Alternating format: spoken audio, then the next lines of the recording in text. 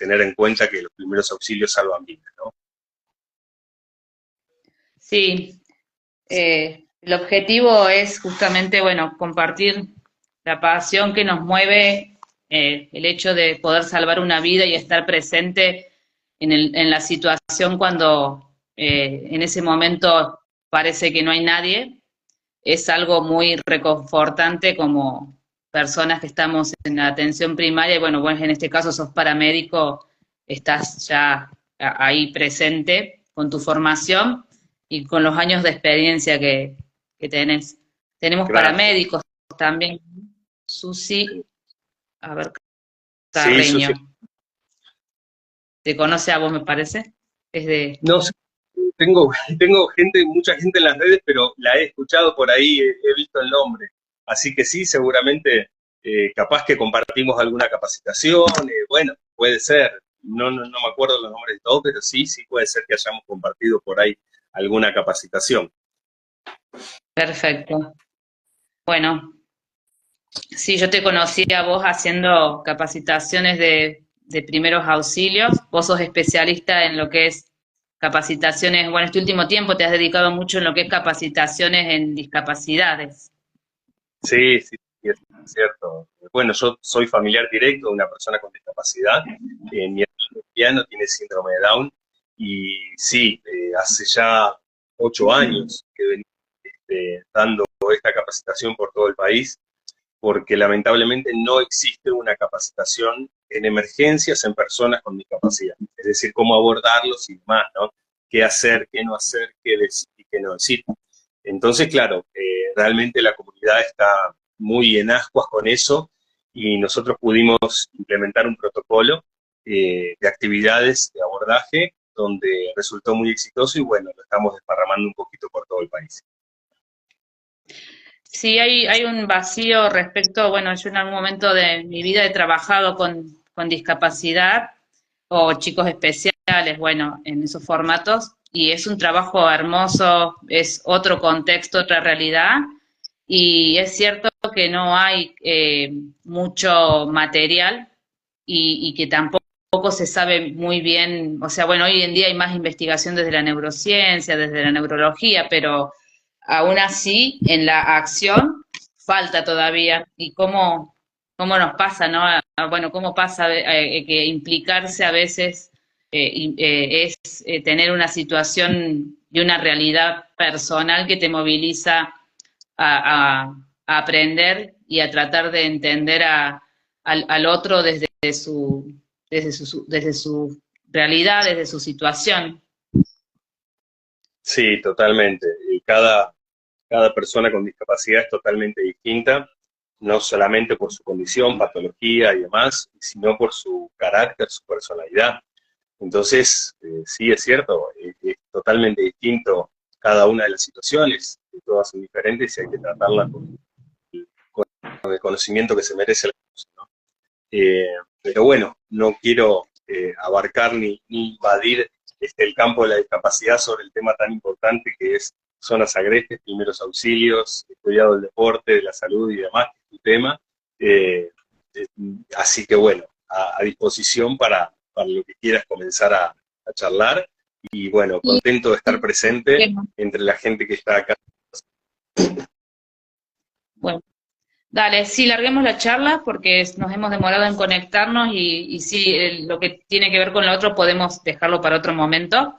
Tenés Sí, mucho contenido y mucha diversidad de conocimiento que agradezco un montón tu bondad, porque aparte de ser un excelente capacitador, sos una ¿me excelente escuchás bien? persona, y eso es lo más importante también. Bien, bueno, bueno, recién estábamos presentándolo a Esteban, paramédico, Chicos, ¿ustedes me bombero escuchan? y no me escuchás. Hola, Ahí te, ahí te volví a escuchar de nuevo. Ahí te volví a escuchar de nuevo. bueno, va a estar medio así esto esta vez me parece. Pero bueno, te Chao. estaba presentando y quería destacar el trabajo que haces en bomberos y en los rescates también y bueno, en el área especial de rescate que tiene bomberos en nuestra zona Punilla. y tenemos el Cerro Uritorco acá a unos kilómetros, el pico más alto de Punilla. Bueno, quería, Bueno, a través de a través de la educación física, quería promover y hablar acerca de la prevención y de los cuidados que tenemos que tener a la hora de practicar actividades físicas o actividades deportivas y deporte. Y desde mi parte, que como profesora, quería aclarar los términos. Sé que hay varios profesores y deportistas en este espacio. La actividad física es una actividad que realizamos como entrenar en un gimnasio, como realizar un movimiento sin un objetivo más que personal de mejorar nuestra preparación física, nuestro rendimiento o de salud, de sentirnos mejor. Y en cuanto a las actividades deportivas, tienen que ver con la práctica de esa actividad física dentro de un espacio deportivo, ya sería como más específico, apuntando a una formación deportiva como la formación para una preparación para un deporte específico como el vóley, el running, el trail o bien todos los deportes que se nos ocurran desde el hockey, pero ya apuntando a esa preparación. Y la práctica deportiva es básicamente eso, el deporte tiene un reglamento en sí, el cual se debe respetar para poder realizarse en un contexto con reglas básicas que hacen ese deporte. Entonces, la idea es esa, y hablar en zonas agrestes. Bueno, Esteban, ¿querés contarnos a qué se refiere la práctica en zonas agrestes? sí, cómo Te no. cedo Bueno, la palabra. bueno, bárbaro. En Siendo realidad nosotros cómodo. por nuestra zona, nuestra geografía, nuestra topografía, tenemos realmente una zona agreste que es compleja, ¿no? Si bien hay diferentes circuitos, estos circuitos van desde dificultades medias, bajas, medias y altas, ¿no?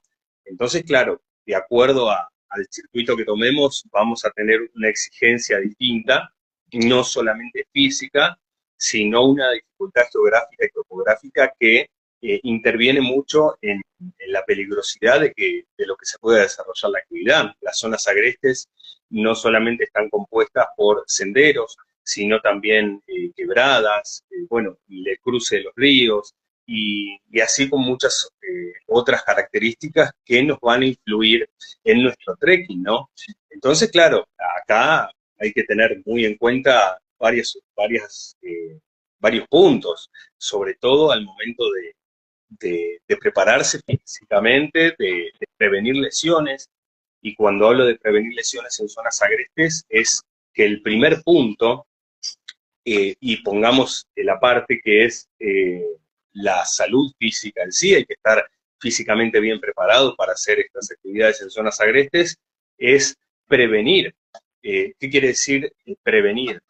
Tener mínimamente algunas pautas relacionadas a cómo estoy antes de iniciar el sendero, cómo estoy antes de iniciar el circuito, porque quizás estamos muy bien, días anteriores venimos entrenando perfectamente bien y ese día nos pasó que se elevó la tensión arterial o se me bajó la tensión arterial, no me doy cuenta por la adrenalina que tengo de querer subir al sendero y de querer hacer los circuitos y estoy súper contento. Lo importante es hacerse un control mínimo un día antes de hacer el circuito para controlar signos vitales, ¿no? Tensión arterial, cómo estamos compuestos, cómo de repente estamos como para hacer esta actividad. Porque generalmente no le damos bolilla un poco a eso. Creemos que porque estamos bien, la adrenalina nos cubre mucho y nos tapa mucho este tipo de síntomas. Entonces, bueno, tener precaución y mínimamente controlarse antes de subir, ¿no? Y por lógica, todas las recomendaciones que vamos a hablar sin ningún inconveniente para hacer un trekking seguro, ¿sí? Desde ropa, alimentos, hidratación y demás, que lo vamos a echar en toda la charla. Buenísimo. Y entonces hablamos del concepto de salud. El concepto de salud sería justamente que no hubiera enfermedad, o sea, cuál es el concepto que vos nos compartirías como desde tu espacio como paramédico y especialista. Bueno, vamos por parte, en realidad, lo que tenemos que considerar es identificarse cada uno, ¿no? Conocerse uno mismo. Si bien hay personas que ya saben que de repente tienen algún tipo de enfermedad o condición, quizás algunas personas tienen algunas cardiopatías o de repente tienen marcapasos o por ahí tienen personas con diabetes, personas bueno, hay muchas personas que son epilépticas y sin embargo hacen senderismo, trekking y demás, pero bueno, considerar cuál es mi estado de salud. El concepto de salud en cuanto a ver, que soy consciente de la condición que tengo, soy consciente de que puede llegar a haber quizás algún altercado, me estoy cubriendo, estoy previniendo alguna de esas cosas, tengo los elementos necesarios como para que poder resolver una situación. El concepto de salud hoy en día está muy enfocado a la prevención. Eh, Lamentablemente nosotros somos hijos del rigor, nosotros recién cuando nos pasan las cosas es cuando tomamos acción, pero la realidad es que nosotros tenemos que prevenir este tipo de traumas, este tipo de enfermedades, con un buen estado de salud. Y ese estado de salud significa entrenar, ese estado de salud significa mantener una condición física saludable para que podamos desarrollar las actividades de forma consciente, ¿no? Y aparte disfrutarlas sobre todo. Pero entonces, este concepto de salud que tenemos anteriormente, quizás nos cuidábamos menos porque confiábamos en nuestro organismo. Entonces, bueno, a ver, encerremos un concepto de salud sobre la prevención, ¿sí? Sobre el cuidado de mi salud, sobre el tener un buen estado físico, sobre el conocerme, el hacer mi análisis, para que de ahí en más podamos hacer actividades de forma segura, ¿no? Claro, ahí tiraste un montón de conceptos que también atraviesan desde la preparación física y también entender los espacios de bueno, la nutrición básica y el tema del descanso y de que conocer nuestras posibilidades motoras y nuestro cuerpo nos llevan una vida, porque generalmente siempre creemos que podemos más de lo que creemos y bueno, cuando aparecen las lesiones, desde la educación física siempre hablamos que la lesión siempre tiene un precedente, tiene una situación clave que te está marcando que la lesión va a aparecer, simplemente que no sabemos parar, no queremos parar o aún no sabemos escuchar nuestro cuerpo. Bueno, es desde ese lugar la responsabilidad de entender que el cuerpo siempre va a hablar, que siempre va a mandar indicadores y que deberíamos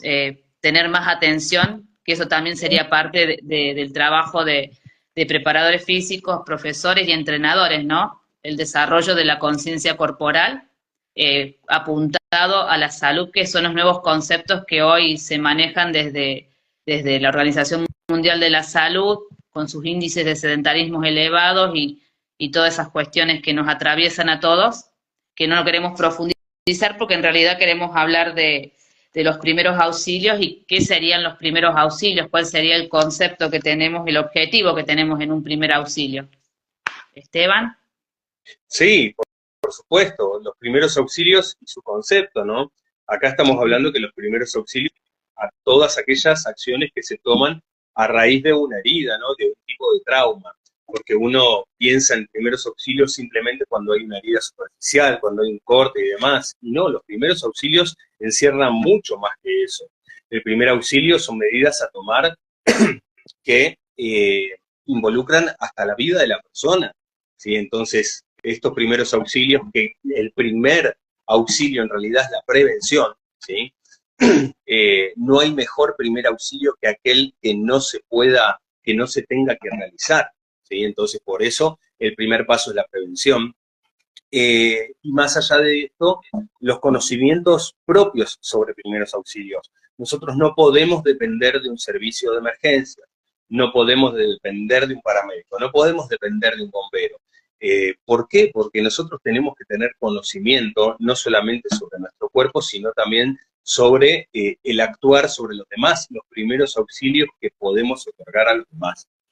Entonces, claro, resulta ser que como sociedad tenemos que estar preparados para este tipo de actividad, porque vamos a ser reales, o nos unimos como sociedad capacitada, o fracasamos como individuos, ¿no? Qué importante concepto que estás tirando. ¿Me escuchás, Esteban? Sí, perfectamente. Ok. Bueno, el concepto de la atención primaria y de entender que todos podemos ser, hacer una atención primaria si tuviéramos una cultura acerca de los primeros auxilios y, bueno, que todos podemos salvar una vida, ¿cierto? Totalmente, totalmente. A ver, lo importante de tener el conocimiento es poder, ¿no? El conocimiento es un poder realmente. Y no nos damos cuenta de lo importante que somos hasta el momento que aplicamos los primeros auxilios.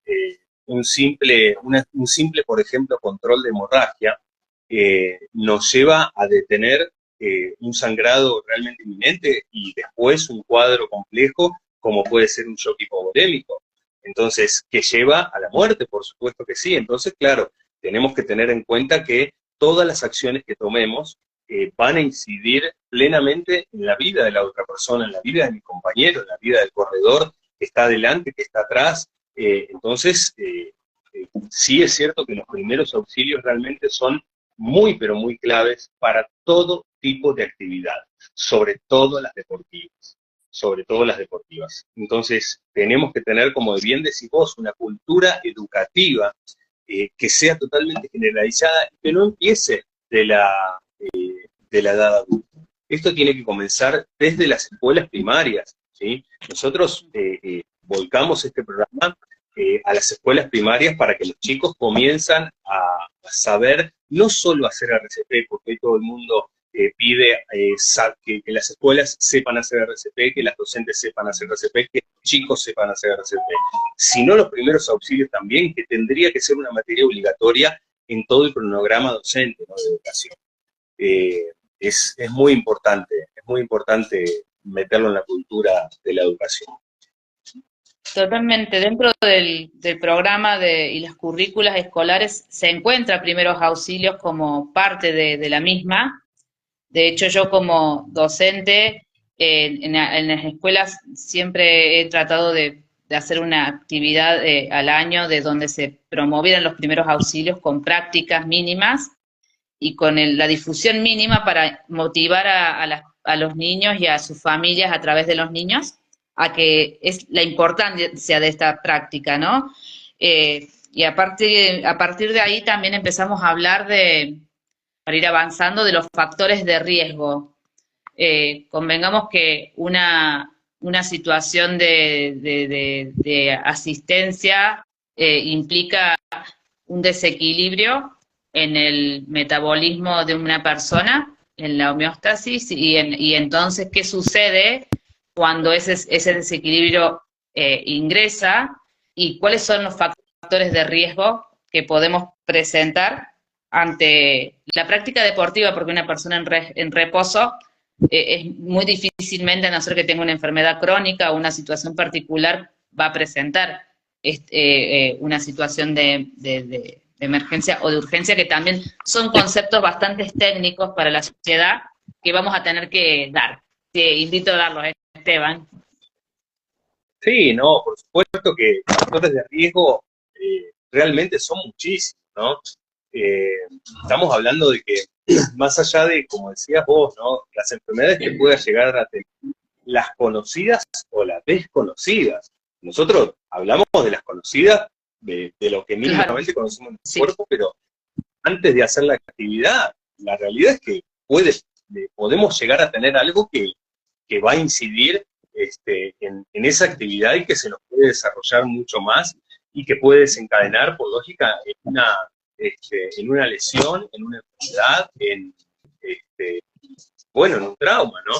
Entonces, factores de riesgo, primero, obviamente, son los que tenemos, y los que no conocemos, los que tenemos que prevenir.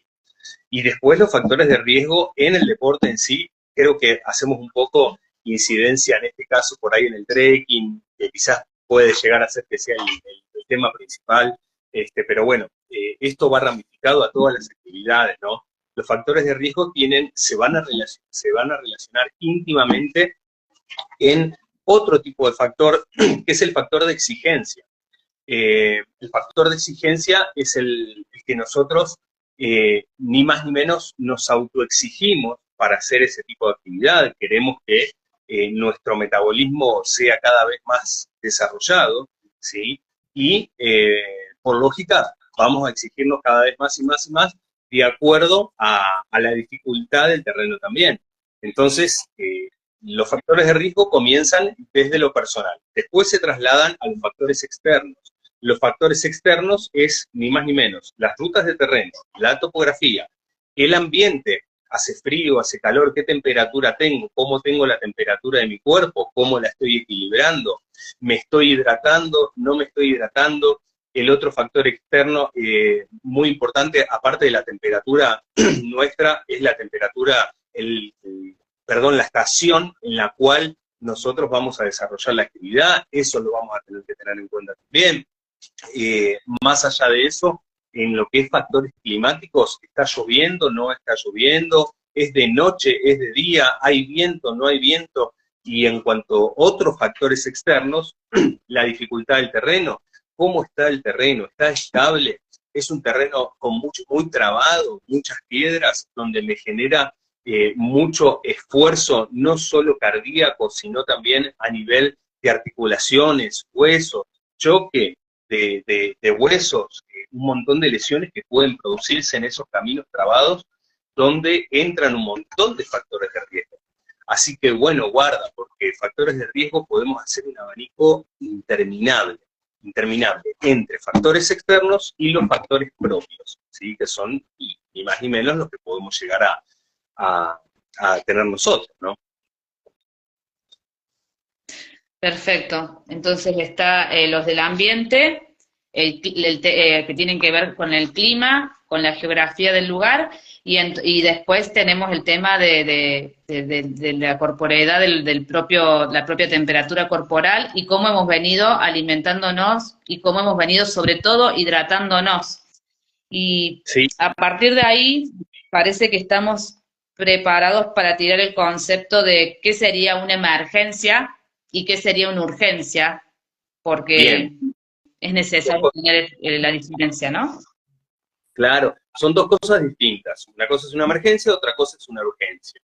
En la emergencia se suceden todas aquellas lesiones que ponen en peligro la vida de la persona, ¿sí? En cambio, en la urgencia, no. En la urgencia, si bien no está en peligro la vida de la persona, si no se trata en tiempo y de forma adecuada, pasa a ser una emergencia, ¿sí? O sea, estamos hablando de casos muy particulares. Bueno, el último caso que sucedió en Huertas Malas, de este hombre que se desbarrancó unos 25 metros, si bien tuvo unas lesiones importantes, era una urgencia trasladarlo, pero pasado determinado tiempo pasó a ser una emergencia. Lamentablemente este hombre fallece después de 3 días, pero bueno, un poco el hecho de saber definir, ¿no? Y ¿qué ejemplo podemos denominar como urgencia? Por ejemplo, una convulsión. Una urgencia es una convulsión.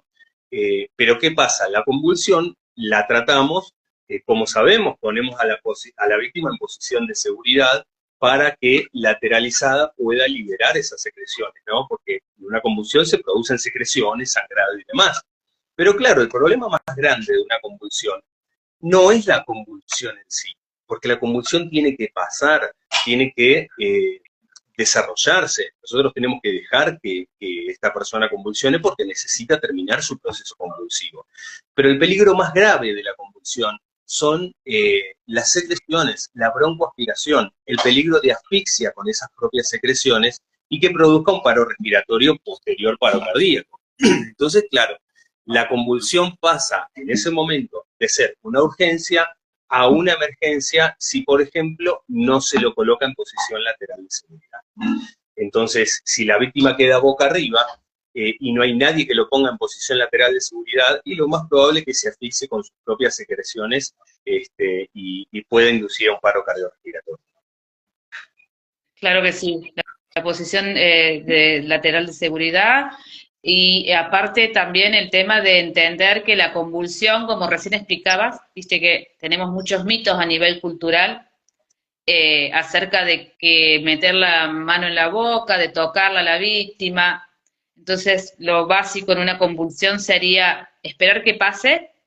Lo que podemos llegar a hacer es cronometrar cuánto tiempo ha durado esa convulsión, cuántas convulsiones hizo, si fueron, si se observaron, que eso va a servir de referencia para la asistencia médica cuando se presente en el lugar, y no hacer nada, simplemente esperar que pase y cuidarlo de alrededor, de que no haya ningún elemento que sea para que, o sea, que sea que produzca más daño, ¿no es cierto?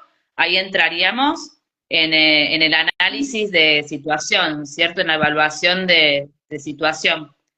Sí, ¿Podés excelente, darnos una excelente. referencia de eso? Tuviste, Bárbara, esos son los pasos correctos. El primero, por supuesto, va a ser la seguridad de la escena, ¿no? Nosotros tenemos que estar seguros para no hacernos daño, para que no haya ningún peligro inminente para nosotros. Y sí es cierto que una vez que ahí ingresamos, bueno, cuando está la convulsión en proceso, ¿no? Hay dos fases, una fase tónica y una fase clónica. En la fase tónica, generalmente, la víctima se detiene, queda inmóvil y queda mirando un punto fijo por unos segundos. Después, posterior, viene la fase clónica, donde se producen esos movimientos paroxísticos incontrolados, es decir, esas contracciones musculares incontrolables. Dada esa fase, lo más probable es que la víctima se caiga. Entonces, bueno, urgentemente lo que vamos a hacer es colocarlo en posición lateral de seguridad y simplemente sostenerle la cabeza para que no se mueva, nada más que eso. Quitar los elementos de alrededor, como bien dijiste, tomar el tiempo, es importante que tomemos el tiempo, como dijiste también, porque claro, después es muy probable que el tiempo el médico, de acuerdo al tiempo que se haya producido la convulsión, pueda sacar un estimativo del daño y qué estudios necesita, si va a necesitar una tomografía o no, porque cada vez que se produce una convulsión, las células del cerebro van falleciendo, ¿sí? Van muriendo. Y son células que no se regeneran.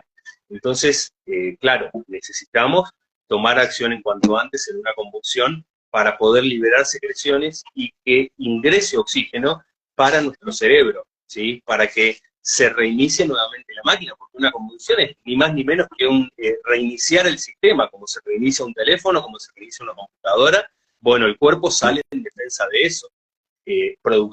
Convulsiones se producen a través de, bueno, puede ser fiebres altas, puede ser un traumatismo del cráneo, puede ser una falta de oxígeno, una intoxicación, bueno, hay diferentes causas, ¿no? Pero... perdón.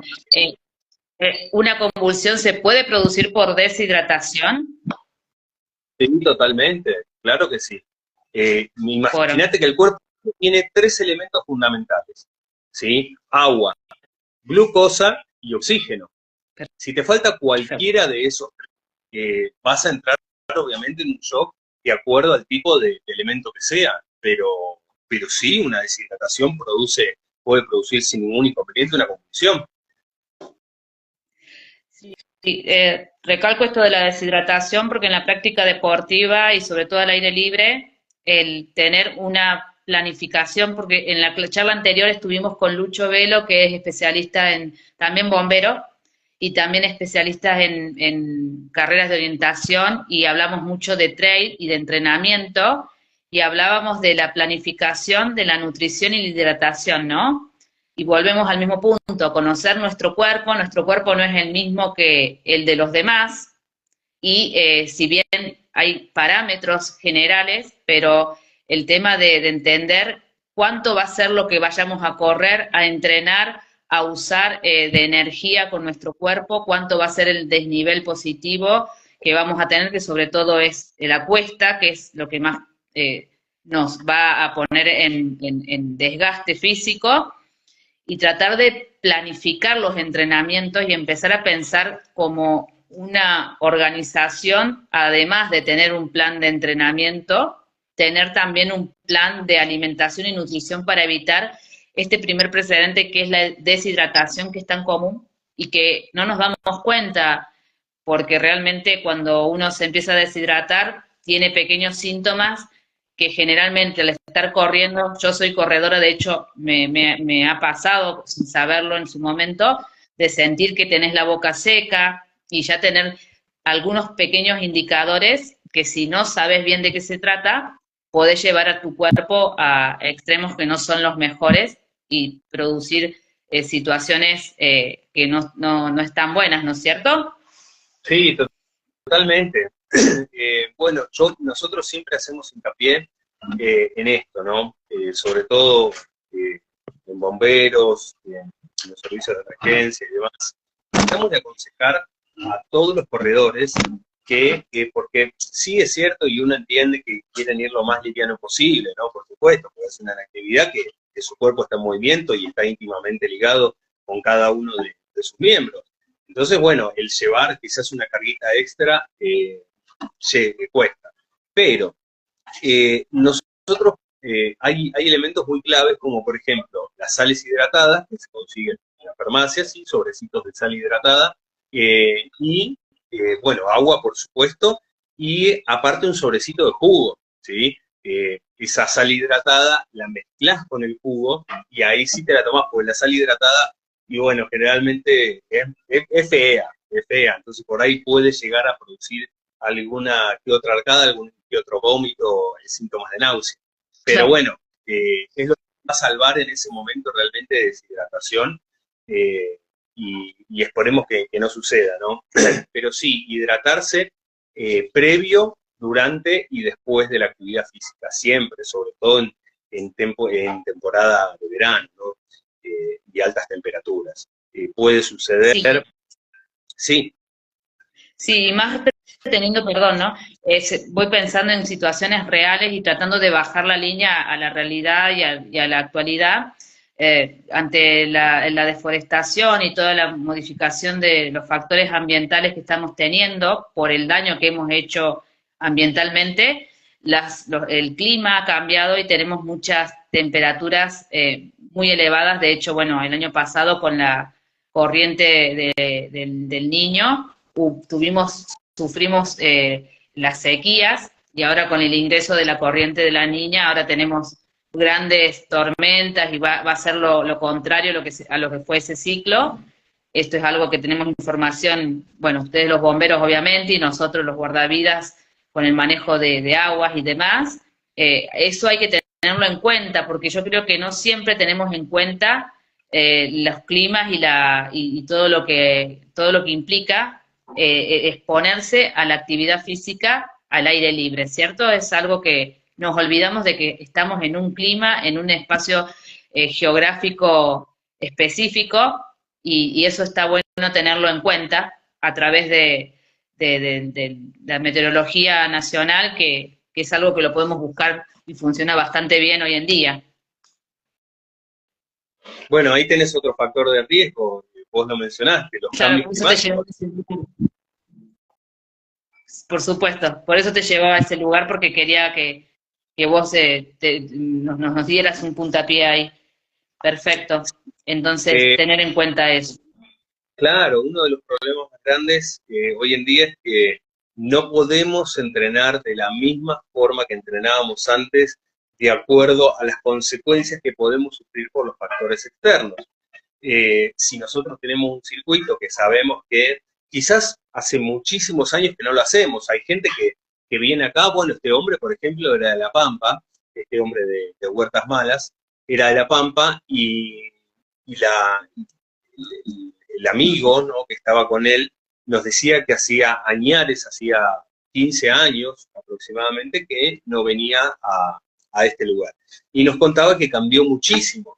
Sí, claro, por supuesto, ¿cómo no va a cambiar si hubo incendios, si hubo cambios totalmente climáticos, si hubo zonas donde antes, por ejemplo, había forestación alta y ahora hay monte bajo, donde vos no tenés sombra, y la sombra lo que te da es, aparte de fresco, ¿no? Por supuesto, te mantiene más hidratado todavía, porque no te desgasta tanto como el sol radiante todo el tiempo.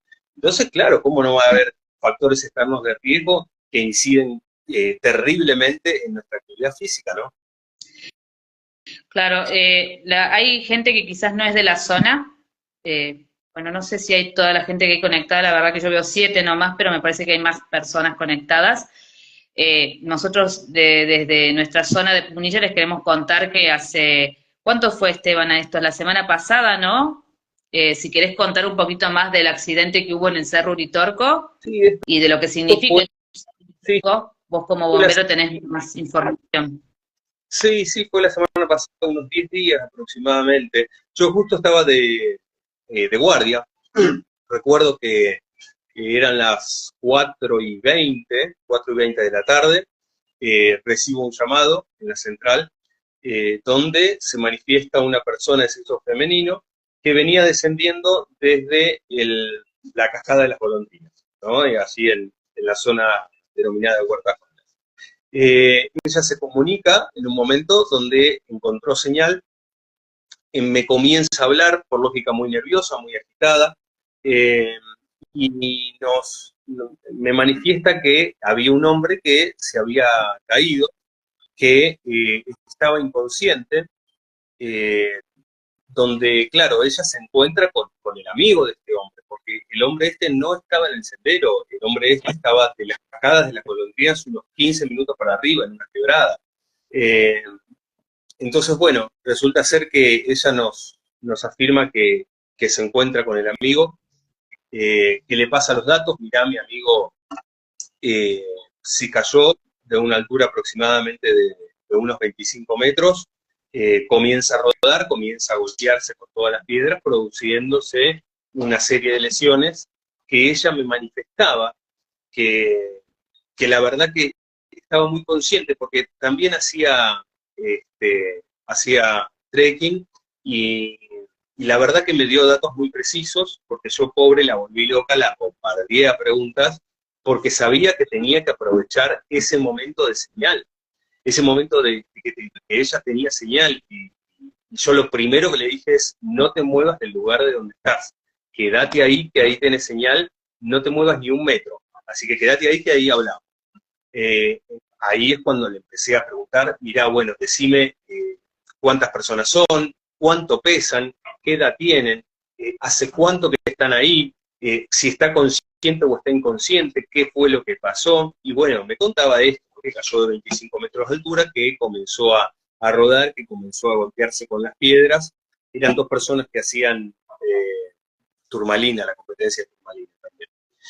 La Tenían unos carrera. 60 años, pesaban unos 60, 65 kilos aproximadamente, los dos con la misma edad, eh, y aparentemente lo que me decía ella, me expresaba que podía tener traumatismo de cráneo, traumatismo en tórax y miembros inferiores. Después nos desayunamos que sí, había traumatismo de cráneo, efectivamente, traumatismo de tórax, con una posibilidad de que haya un neumotórax, y fractura de cadera, miembros inferiores y lesión en columna. Eh, Esta lesión en columna a él lo deja paralizado, ¿sí? De cintura para abajo, y con una dificultad respiratoria y por lógica el estado inconsciente. Él había quedado inconsciente desde las 12:30 del mediodía, a lo cual ella toma contacto a las 4:20 con la gente, y así todavía estaba inconsciente. O sea que el periodo de falta de conciencia, estamos hablando que son muchas horas expuesto, y sobre todo lo que faltaba para realizar el rescate. Eh, En todos sí, esos datos que tiraste, permiso, sí, o sea, hay un montón de información que como asistentes de asistentes primarios, tenemos un montón de información desde el momento que la persona te llama, o sea, que activa la emergencia, el llamado de la atención, para comunicarse con vos, que por suerte tiene señal en una zona agreste, donde generalmente no tenemos señal, y me me llama la atención esto de que se salió del sendero, esta parte que todavía no entendemos bien lo que es un sendero, una calle y o sea, lo que tiene que ver con la sierra, la montaña o el monte, respetar el sendero siempre y porque nuestros espacios, el Cerro Uritorco, si bien no tiene la altura que tiene Champaquí, que es más alto, pero el Cerro Uritorco es más peligroso porque tiene una geografía muy rocosa y muy inestable. Me llama la atención eso y que, bueno, tantos golpes que tuvo, evidentemente, bueno, entramos en el concepto de trauma y directamente politraumatismo. Y la ventana horaria, el tiempo en que tardaron en comunicarse, que es clave. Bueno, eh, ¿querés tirar algunos datos referenciales de eso que tienen que ver con conceptos, básicamente, para explicarlo a la gente, a las Sí, personas que están presentes? como decís, la ventana de tiempo es clave. No hubo posibilidad de comunicación anterior, anterior a las 4:20, ¿no? Imagínate que nosotros tomamos conocimiento 4:20, motivo por el cual comenzamos a desplazar el personal y a convocar mucho más personal, porque sabíamos que iba a ser un rescate de muchas horas, muy extenso, y por todos los datos que solicitamos y que nos brindaron, realmente sabíamos que iba a ser un rescate complejo. El factor tiempo es primordial, los politraumatismos de lesiones fueron realmente graves, nuestra, la concurrencia por lógica a la central de bomberos fue absolutamente de todas las instituciones que nosotros trabajamos, personal de ETAC, de la primera dotación que suben un total de 16 personas, teníamos personal de nuestra central, de voluntarios de Capitán del Monte, también se sumó personal de la ETAC y personal de el DUAR, ¿sí? De la provincia de Córdoba. También bomberos de la cumbre, estuvieron con nosotros también bomberos de la cumbre, y bueno, se inició el ascenso. Una Perdón, vez, ¿cuánto tiempo ustedes tardan en hacer el ascenso? Porque encima suben con los equipos, el equipamiento, un bombero no sube, o sea, nosotros los guardavidas generalmente estamos muy cerca del rescate o de la situación de peligro, pero ustedes tienen una distancia enorme y en la zona agreste entender esto, ¿no? Respetar de tomar conciencia de dónde nos metemos. Contame cuánto tiempo tardaron en hacer el ascenso. bueno, en realidad no me preocupó mucho el tema de hacer el ascenso, sino es de hacer el contacto con la víctima. Fueron, la verdad, que dos cosas muy distintas.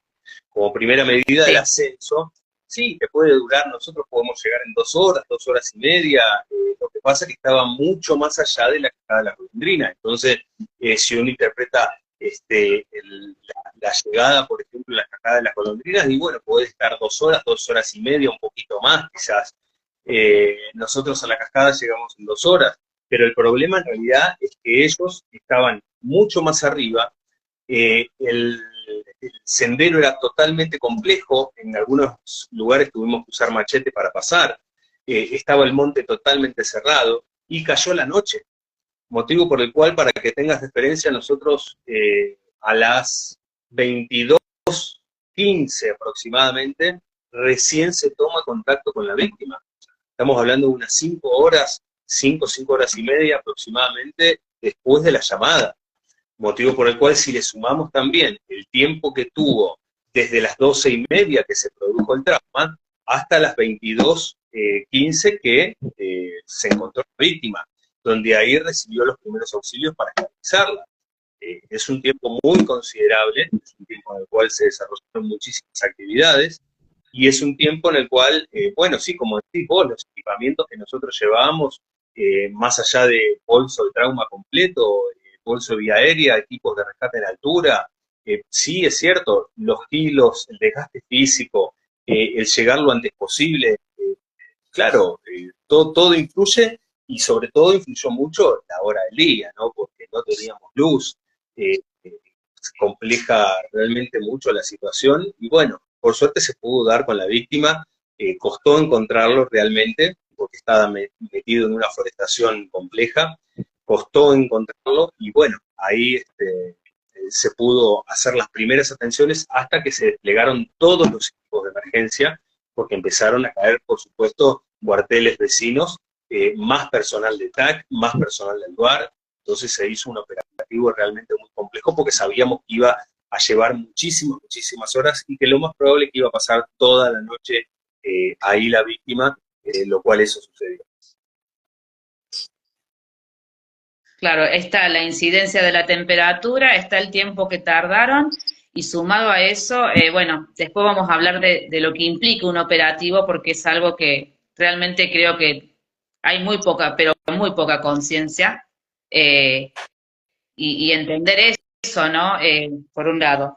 Bueno, y los traumas que tenía, bueno, podemos entrar en también lo que es una hemorragia para ir tirando algunos conceptos y que tratar de abarcar lo que podamos, porque realmente, chicos, es enorme el tema de emergencias médicas y primeros auxilios, es increíblemente apasionante y son temas enormes que no llegamos, entonces, bueno, vamos a tener que hacer otra charla, lo cual me encanta, porque vamos a tener otra oportunidad, pero tenía alguna hemorragia, algún golpe, ¿podemos hablar de esos conceptos? Sí, por supuesto. Mirá, en cuanto a lo que es hemorragias, no tenía hemorragias externas severas, ¿sí? Es muy Bien, probable que pudiera haber llegado a tener alguna hemorragia interna, sobre todo por la fractura de cadera. En la cadera pasan grandes vasos sanguíneos, donde al rajarse una arteria, se vuelca ese líquido ni más ni menos en la pelvis, ¿no? La pelvis entonces queda como un recipiente de líquido, ni menos, la pelvis tiene esta forma, entonces queda todo un recipiente de líquido donde se concentra generalmente todo el volumen sanguíneo que sale de la arteria de la cadera, donde puede haber dislocación o fractura, pero si esos huesos lo que hace es dañar esta arteria, bueno, el líquido se va a volcar en la pelvis produciendo una hemorragia interna realmente compleja. La hemorragia es ni más ni menos en concepto la salida de la sangre hacia el exterior o interior del organismo, ¿sí? Entonces, este tipo de hemorragias hay que controlarlos inmediatamente porque pueden llegar a, ni más ni menos, llevar a un shock hipovolémico, que es uno de los cuadros más graves de una hemorragia. Junto con la hemorragia, no solamente se pierde sangre, sino que se pierde oxígeno, por lo cual el cuerpo lo que va a hacer, los pulmones, el sistema respiratorio, lo que va a pedir es que te exijas para que te entre más oxígeno, por lo cual vamos a tener ni más ni menos respiraciones superficiales, vamos a estar en este sentido mucho más exigidos en respiración porque el cuerpo me está pidiendo oxígeno. Eh, entonces, claro, lo importante de controlar las hemorragias, ¿no? Lo importante de llevar mínimamente entre los corredores un elemento cada uno. Yo no les pido que se lleven un maletín de primeros auxilios, pero un elemento cada uno. Uno que lleve 2 apósitos, otro que lleve 2 vendas, otro que lleve gasas, el otro, o sea, estamos hablando de simplemente elementos de primeros auxilios que son básicos y vitales para el senderismo, ¿sí? El control de una hemorragia nos puede ayudar a pasar el tiempo, a sobrevivir la noche o sobrevivir el día hasta que lleguen los servicios de emergencia. Por eso es tan importante tener el control de este tipo de heridas para tener posibilidad de sobrevivir, ¿no? claro, o sea, y ahí entramos en el concepto del armado de botiquín. Entonces, viste que ahora, bueno, ahora vieron que los botiquines, podemos comprar un botiquín en una farmacia, que son estos que están dentro de las carreras de trail y se usan y son parte del equipo que tiene que llevar el corredor. No siempre salimos con el botiquín cuando corremos, y si vamos a ir a la sierra, a la montaña o al monte, creo que es necesario el armado del botiquín. ¿Qué elementos podríamos tener dentro del armado del botiquín? Bueno, dentro de los elementos de primeros auxilios, lo primero que tenemos que considerar es gasas apósitos para control de hemorragia, ¿sí? Una venda tipo Cambric de 5, Después podemos llevar alguna que otra solución fisiológica chiquitita para lo que es el lavado de heridas y demás, ¿sí? Las sales, ¿sí? Las sales para hidratación, el sobrecito es el jugo, que les digo, para poder mezclar con el agua, y lo que es, si es posible, una manta de aluminio. Esta manta de aluminio son chiquititas, son unos sobrecitos chiquititos de las mantas de aluminio muy chatitas, que lo que hacen, ni más ni menos, es protegernos con las bajas temperaturas. Toda situación que pueda llevar a una hipotermia nos puede realmente revertir el cuadro y mantenernos con temperatura hasta la llegada del equipo de rescate, ¿no? Entonces, simplemente esos elementos son los que mínimamente indispensables tenemos que tener. Antes decíamos, bueno, lleva Pervinox, bueno, yodo, pervidona, lleva Pervinox, pero hoy en día el Pervinox está muy cuestionado porque guarda. Hay veces que la persona es alérgica al yodo y no lo sabe. Y nosotros lo que estamos metiendo es Pervinox. Entonces, quizás cuidado con el tema del Pervinox, yo les recomendaría comprar la solución fisiológica, ¿sí? Que va a ser mucho menos invasivo que el yodo. Sí, y nosotros que estamos, por ejemplo, en alguna situación cerca de aguas, es un concepto bastante novedoso acerca de, bueno, hay mucha gente que, como decís vos, me ha pasado en asistencias ante una herida en un balneario de no usar más el Pervinox porque ya nos habían recomendado que podía, igual que el agua oxigenada, hay personas que son alérgicas a eso, y particularmente me pasó que tuve que asistir a un niño que se había cortado y tenía el jabón blanco que nos habían, el jabón de lavar la ropa, bueno, en el caso que tengamos agua sirve, digo, y lavé con eso, y me acuerdo que la familia de la víctima me dijo, bueno, menos mal que le pusiste eso porque él estuvo internado mucho tiempo por ser alérgico justamente al yodo. Son conceptos nuevos, ¿no? Que a veces no sabemos y usamos el Pervinox o el yodo. Y a mí me pasó particularmente que esa familia me dijo, bueno, menos mal que te diste cuenta o que tenés el concepto actualizado, que está buenísimo tener esa posibilidad. Sí, totalmente, totalmente, así es. Está bueno. Las actualizaciones son lo más importante y tenemos que tenerlas siempre, pero siempre al pie, ¿no? Bien. Bueno, el tema también de la falta de oxígeno es la que nos va a llevar a accidentes cerebrovasculares o bien cardiovasculares. ¿Podés contarnos conceptos del ACV, Esteban? Sí, sí, sí, por supuesto. Sí, es cierto que, claro, bueno, hay dos tipos de ACV, ¿no? Como sabemos, Sí. uno isquémico y otro hemorrágico. Si bien el accidente cerebrovascular puede producirse ante la falta de oxígeno o este rompimiento de algunas venas o arterias que están dentro del cerebro y que pueden producir un sangrado en el mismo. Entonces puede haber también algún coágulo que puede intervenir en una de esas arterias y también producirse, por lógica, un accidente cerebrovascular. Si bien es cierto que comienza con una etapa de ausentismo el accidente cerebrovascular, es decir, que la persona lo más probable es que pueda llegar estando mirando al frente, sin hablar, mirando un punto fijo, y comience ese accidente cerebrovascular.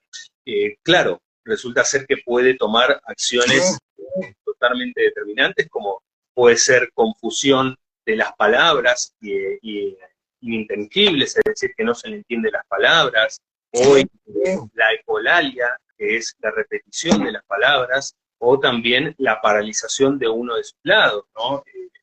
De acuerdo al daño que haya sido de qué lado del hemisferio, ¿no?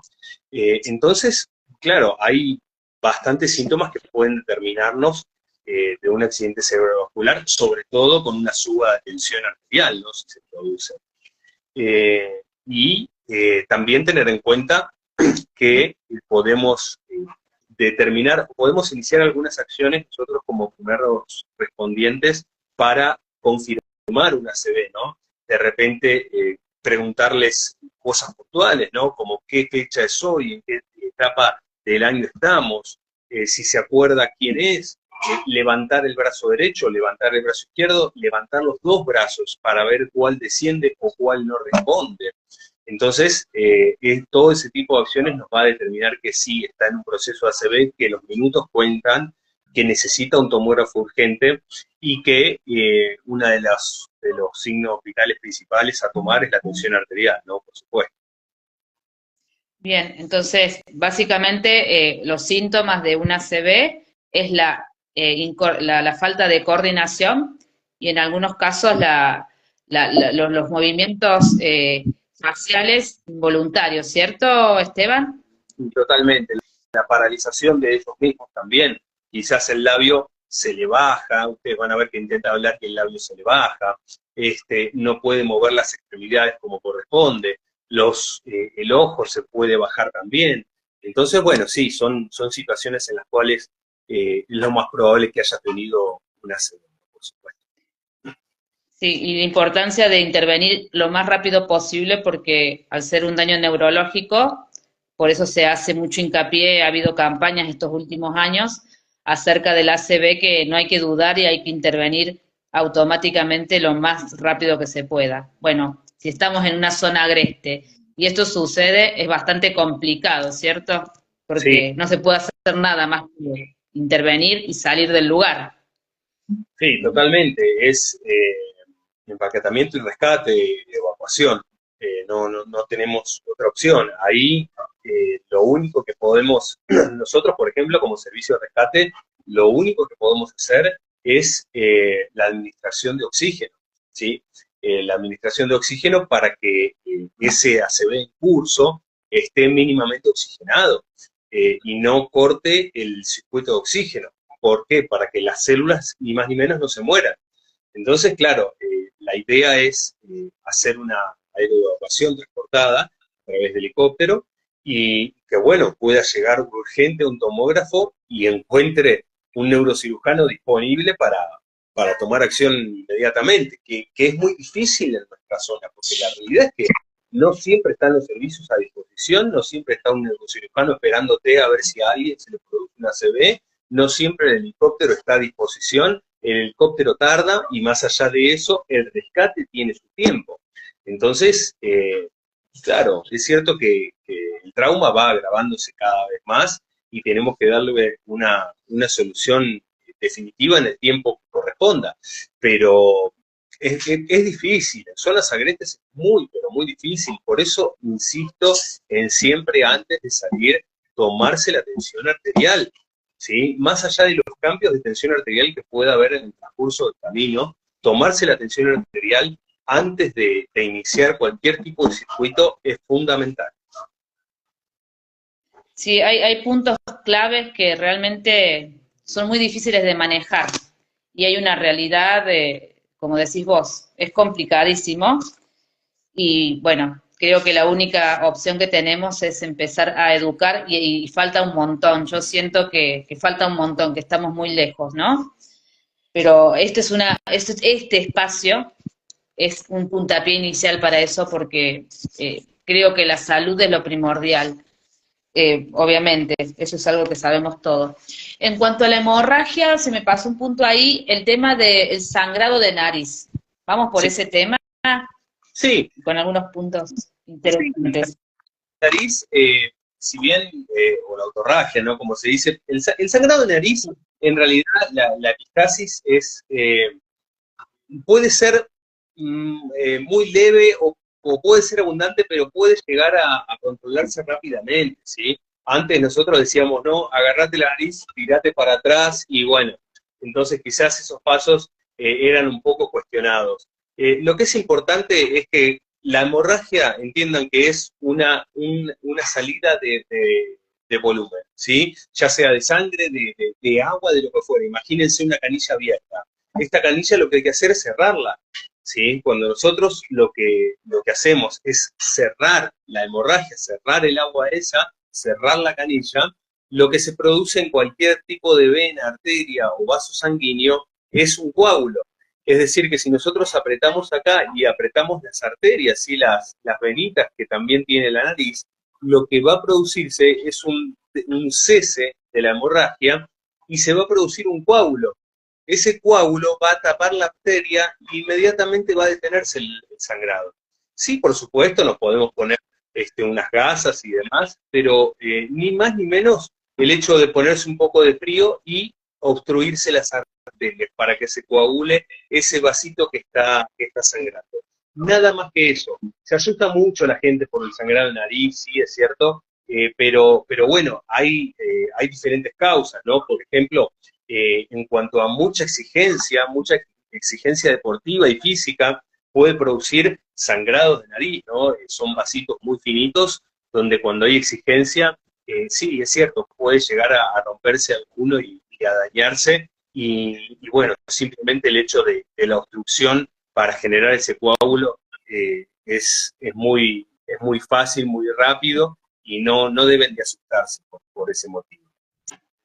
Sí, la exigencia física y también las temperaturas elevadas, y volvemos al mismo punto, la deshidratación, ¿no es cierto? Como precedente para que esa situación se dé. Totalmente. Perfecto. Bueno, eh, vamos entonces, ¿por dónde teníamos que ir? El tema de la hipoglucemia, Esteban. Bueno, sí, es importante saber, esto es prevención, ¿no? Hay que conocerse y, y saber cómo estamos, ¿no? Por supuesto, hay que controlarse. Eh, es muy, la verdad que es muy silencioso el tema de la hipoglucemia, realmente, o la hiper, ¿no? Pero es muy silencioso porque realmente no le prestamos atención. Eh, y puede haber unos picos o un descenso del azúcar donde lamentablemente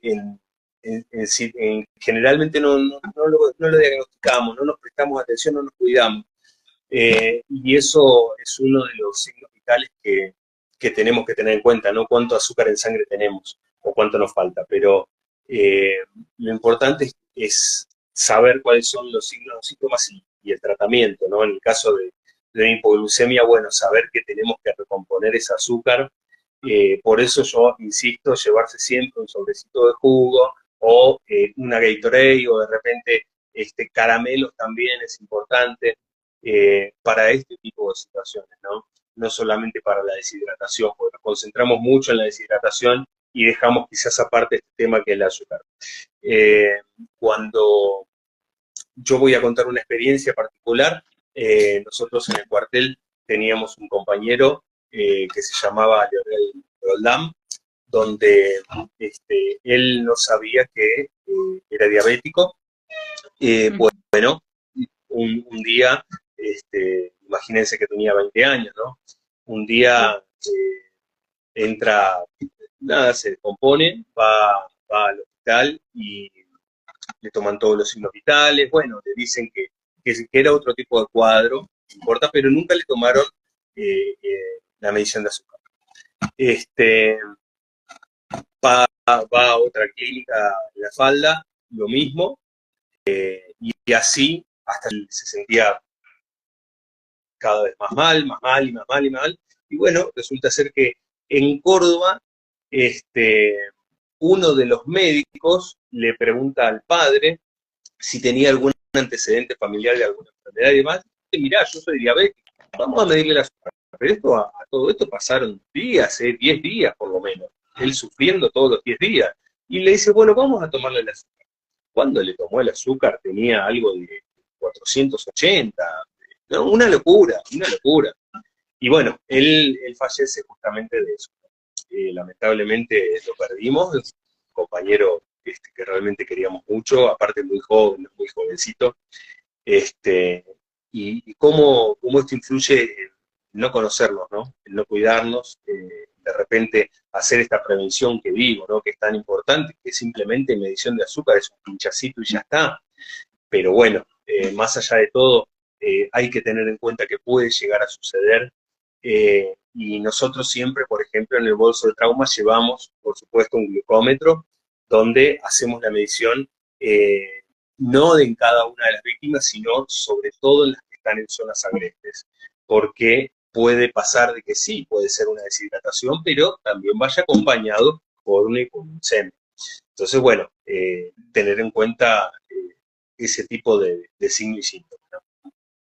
Sí, qué importante que es la intervención y la observación de la víctima o del paciente y las cosas básicas que tienen que ver con esto, como esta anécdota que contás, que me conmueve la falta de previsibilidad y de observación, y es un tema, porque aparte pensando que en los tiempos que corremos, debido a la alimentación que tenemos y a la calidad de los alimentos que consumimos, generalmente todo lo envasado, es un gran tema el tema de los índices glucémicos que tenemos en la población y de que consumimos mucho más azúcar de lo que necesitamos, y sumado a esto, esto de la hipoglucemia en un espacio agreste de riesgo, donde es muy difícil a veces hasta darte cuenta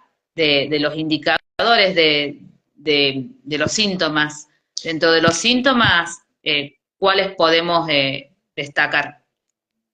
No, bueno, justamente lo que hablaste recién eh, es un asesino silencioso, ¿no?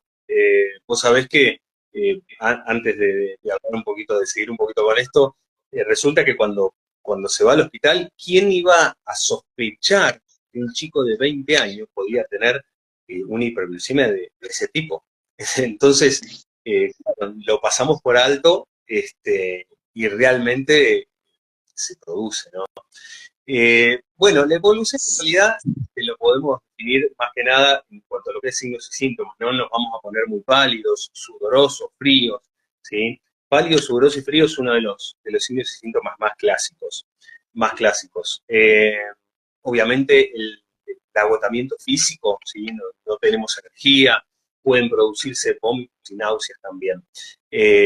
Y Este, Perdón que te interrumpa, digo, signo y síntoma, porque eso es un lenguaje que manejamos nosotros que somos asistentes de primera instancia. Me gustaría clarificar ese concepto a la población porque me parece importante, ¿no? Signo y síntoma. bueno, sobre todo los signos son todas aquellas señales que nos emite el cuerpo, ¿sí? Y que nos da la alerta de qué es lo que está pasando, ¿no? Qué es lo que está produciendo. Y el síntoma en sí es ni más ni menos lo que tenemos como estadística nosotros, ¿no?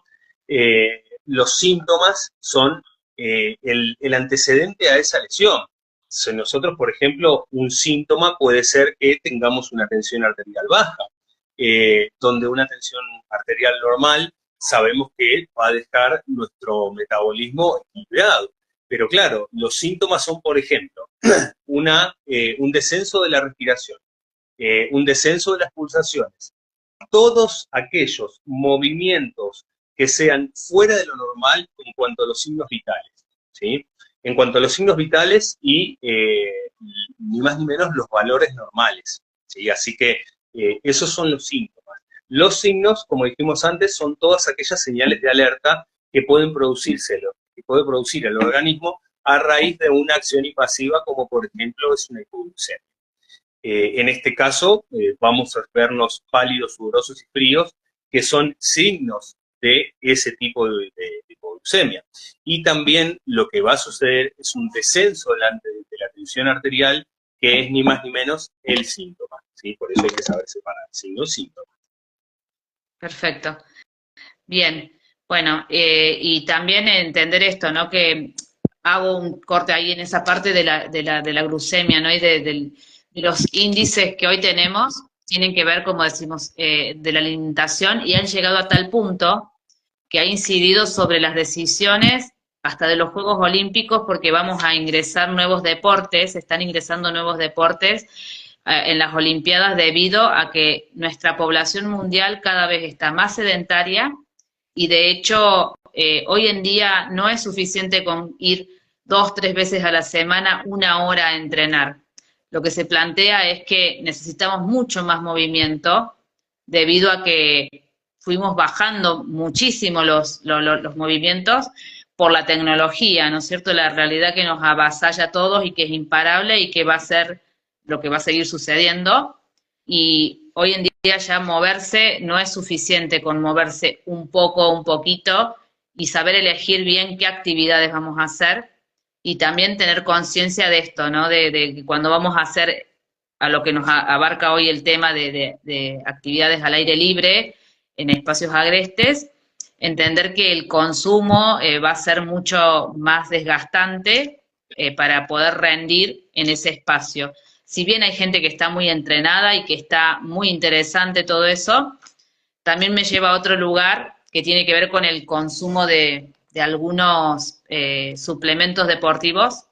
Hay una investigación en este momento que es bastante conocida de que realmente no tienen lo que tienen que tener y que tienen muchísimos índices de azúcar. Bueno, particularmente soy partidaria de hacer los entrenamientos con elementos lo más naturales posible para poder cuidar y resguardar nuestro organismo.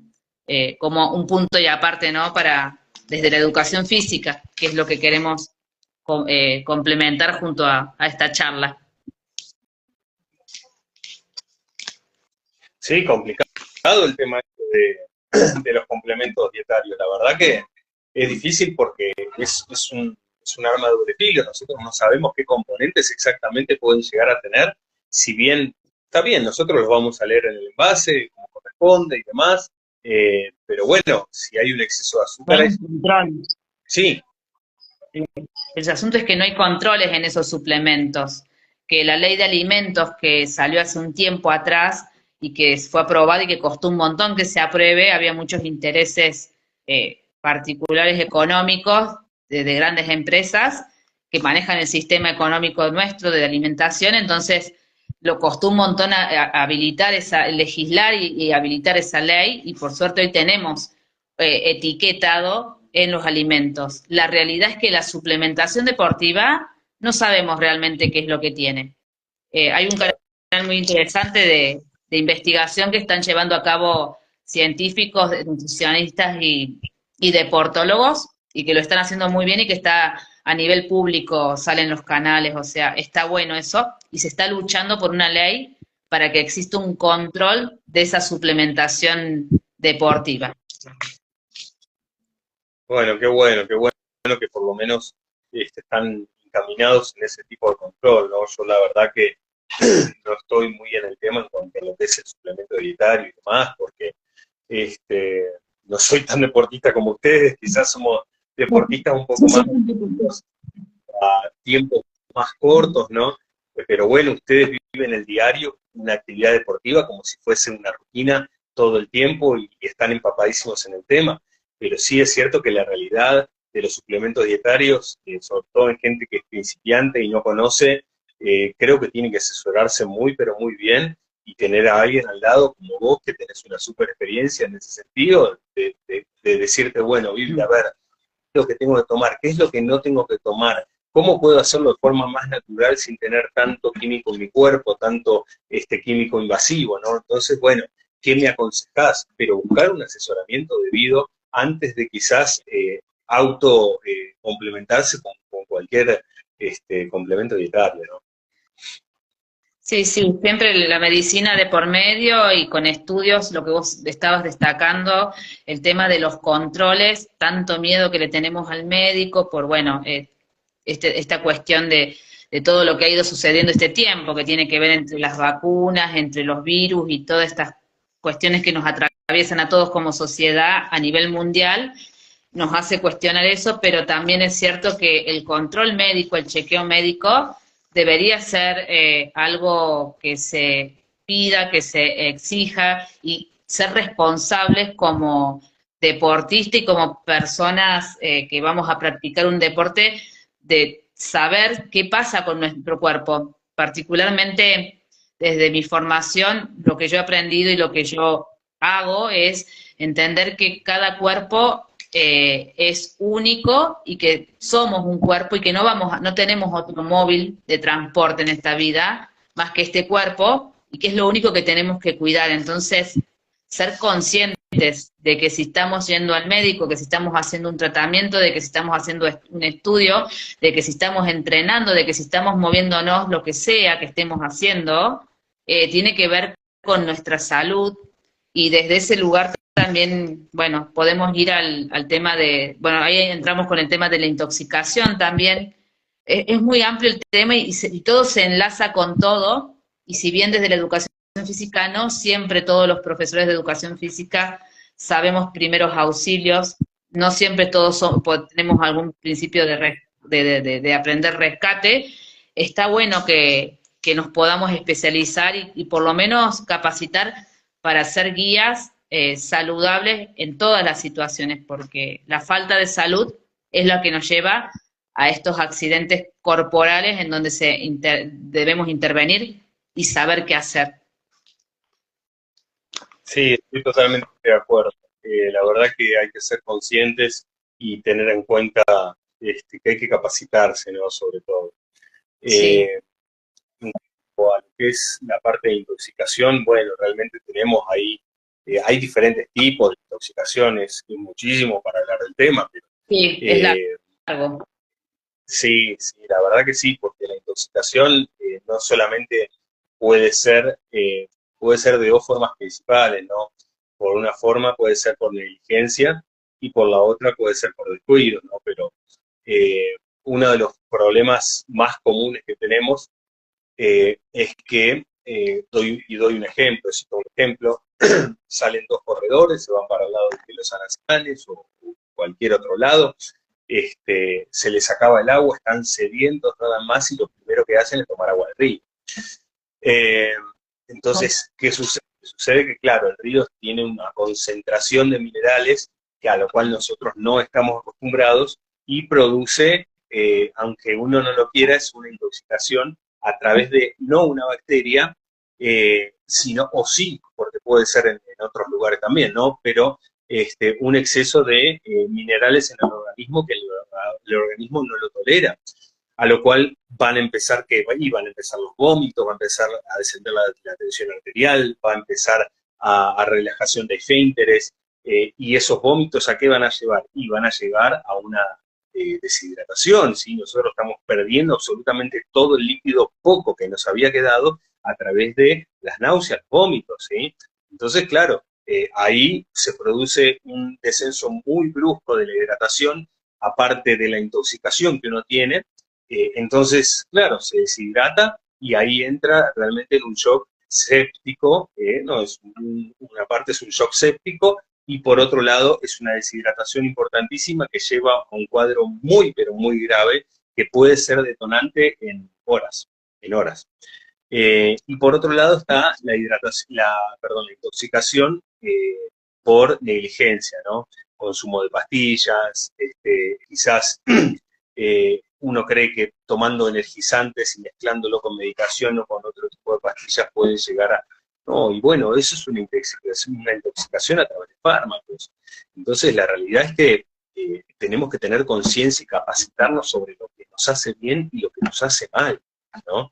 Sí, Nosotros quizás a y, veces buscamos un requerimiento físico que perdón, no podemos llegar, y bueno, sí. lo canalizamos por otros. Sí, Vivi. Y no hacer experimentos, como siempre decimos, no introducir al cuerpo, consumir cosas nuevas, ¿viste? Para probar, trato de siempre consumir lo mismo. Claro, Habíamos hablado la vez pasada con Lucho de tener un registro de qué vamos a consumir, de cuánta cantidad, pero es parte del entrenamiento eso, para algunos entrenadores y gente que corre, es parte de nuestro entrenamiento también probar qué suplementos, qué alimentos, cuántas cantidades.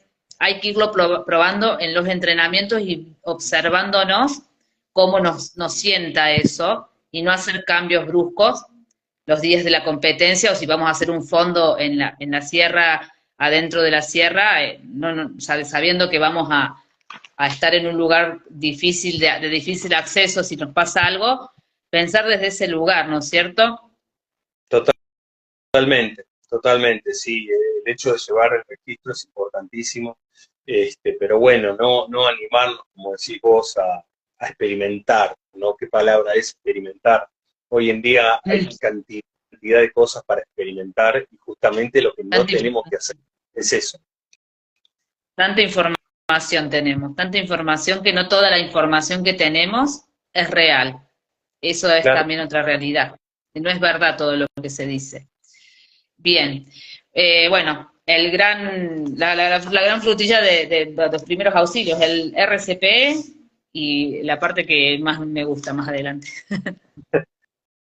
Bueno, sí, sí, a ver, es primordial saber hacer RCP, es la clave para la sobrevida de la persona. Hay que recordar que como primera medida, dentro de los primeros 4 a 6 minutos, se tiene que iniciar el RCP estamos hablando del momento del minuto cero, ¿no? Del momento del paro cardiorrespiratorio, hasta los primeros 4 o 6 minutos es que tenemos que iniciar las maniobras de RCP para poderle dar a la víctima un 80% de sobrevida. Esto quiere decir que, fíjense qué tan importante que es, ¿no? Porque, sobre todo, estar presentes, ¿no? El hecho de que se me desploma un compañero, que estoy yendo por el sendero, se me desploma un compañero, y lo primero que tenemos que hacer es tomar pulso. Porque antes a nosotros nos han enseñado que, bueno, aplica el MES, que es el miro, escucho, siento, y la realidad, o fíjate a ver si reacciona, pero la realidad es que nosotros con todo eso estamos perdiendo tiempo. Hoy el RCP es mucho más rápido, mucho más efectivo, porque nosotros tenemos que ir a la persona directamente, tomar el pulso. No tiene pulso, sabemos que tenemos que hacer RCP. Tiene pulso, bueno, hacemos otras acciones, pero primero lo que tenemos que averiguar es si tenemos víctima o no tenemos víctima. Entonces, vamos a Claro, hacer se había dormido. La víctima se había dormido, no daba más, se durmió. Bueno, claro, totalmente, totalmente. Entonces, bueno, hacer unas buenas compresiones como corresponde. Después, bueno, vamos a mandar un video, te voy a enviar un video de una práctica de RCP, si me permitís, así lo podés con todos tus seguidores. Y bueno, para que tengan una referencia de cómo se realizan las maniobras y lo importante que es hacer bien las maniobras, ¿no? Más allá de que tenemos que hacer compresiones torácicas correspondientes, con el filo de la palma de la mano, con los dedos entrelazados, en el medio de las tetillas y hacer una compresión entre 4 a 6 centímetros o un tercio de la expansión del tórax, continuamente y sin detenerse, ¿sí? Relevándose, ¿no? Los compañeros porque realmente cansa, es una actividad que cansa y mucho, y sobre todo, bueno, hoy el problema más grave que tenemos es las zonas agrestes. Las zonas agrestes, cuando hay un paro cardiorrespiratorio, hay una arritmia que por ahí es desfibrilable, es decir, que se puede revertir, y nosotros, por más que le hagamos RCP, sabemos que vamos a tardar porque, claro, el equipo de rescate está como a 4 horas, a 5 horas, y bueno, realmente estamos muy, muy desahuciados por eso, desilusionados y decepcionados. Pero hoy en día se está haciendo mucha conciencia sobre el uso del desfibrilador automático externo, ¿sí? El famoso DEA. sí. El DEA hoy en ¿Te día puedo, necesita, ¿sí? ¿Te puedo interrumpir? Sí, Sí, me gustaría interrumpirte porque tenemos en nuestro país una ley de muerte súbita que tiene que ver con esta cuestión del desfibrilador artificial y que en nuestra zona de Punilla no sé cuántos desfibriladores tenemos en nuestra zona. no, zonas cardioprotegidas, tenemos una en Cosquín, una en La Falda, pero estamos hablando de zonas, nada, muy puntuales, ¿no? Para toda la ciudad.